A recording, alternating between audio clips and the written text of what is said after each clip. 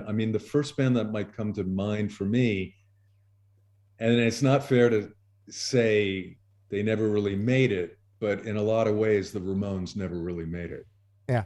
Oh. So I think in 1985, actually, this is kind of ironic because of what's going on in Ukraine right now, but in 85, the Ramones got a little political, and they put out this song as a B-side called My Brain is Hanging Upside Down, parenthetically titled Bonzo Goes to Bitburg. Huh. It was a song Yeah. about Ronald Reagan visiting a cemetery in Germany full of SS soldiers. And Joey, being Jewish, was like, we're going to write about this and mock him, which they did. Joey, I'm proud to say, was a friend of mine, and he used to, I'm going back to the LIR days now, but when I did the overnight at LIR, I would answer the phone, and at 3:00 in the morning, Bob, it's Joey. I'm like, no, it's not. He's like, no, man, it is. And, he lived on St. Mark's Place, and at night could get LIR really well, and was up all hours of the night and listened to my show and would call and ask for requests. And Awesome. yeah, so requesting?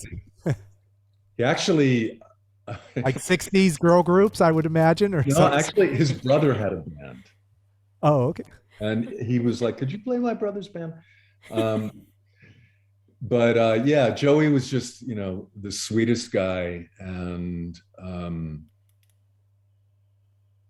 loved him, got to work with him at K-Rock in New York for a minute too. Joey did some radio for us there. There's another legendary DJ named Vince Scelsa. Oh yeah. It's Delight. It's Delight. Right? Yeah. And Joey was a frequent guest on Idiot's Delight. And that aired on Sunday night. And so it was pretty not unusual for the three of us to all be at the station at the same time. Vin would have me on for the last hour of his show, and then Joey would hang out, and then I would take over from Vin and start the overnight show. But everyone speaks very highly of him. Yeah, I love that. Yeah. Okay, so I mean, Joey was on the left, Johnny was completely on the right. I'm always surprised when like a political song got through. Like the Ramones released something like Bonzo Goes to Bitburg. Like, how did Johnny? I mean, did Joey ever talk about Johnny like that? I know they didn't really get along too well. We didn't go there. Okay. I think I will tell you this. There's a club in Baltimore called Hammerjacks, or there was. And the last time I saw the Ramones, Joey was like, you got to come to the gig. And so I went, and I went in backstage, and I walked into the Ramones dressing room, and there was one of those Johnny Joey moments going on, and it was like super uncomfortable.